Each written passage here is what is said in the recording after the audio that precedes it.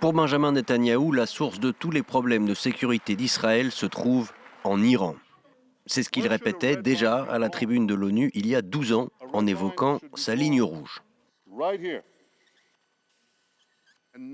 Rien ne pourrait mettre plus en péril notre avenir commun que de voir l'Iran s'équiper d'armes nucléaires.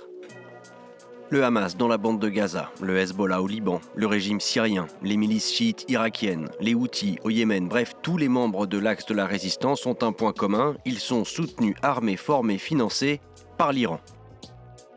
Aujourd'hui, l'État hébreu considère que les supplétifs iraniens sont dans les cordes et pourrait utiliser l'attaque de mardi comme prétexte pour lancer sur l'Iran une réplique.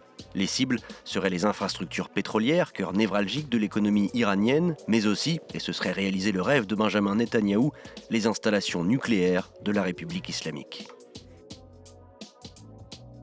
Il y a cette question du nucléaire qui est centrale en réalité pour les Israéliens. Et le problème, c'est de savoir si ça va justifier, si ça va servir de prétexte ou pas. Et on retrouve évidemment l'inhibition américaine, puisque initialement, aucun des acteurs ne voulait entrer dans ce type de confrontation. Mais ils y sont poussés, presque malgré eux. Et c'est ça qui est très problématique aujourd'hui, parce qu'on ne sait pas du tout jusqu'où ça peut aller.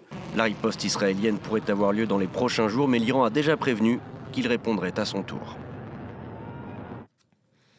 Voilà, conseil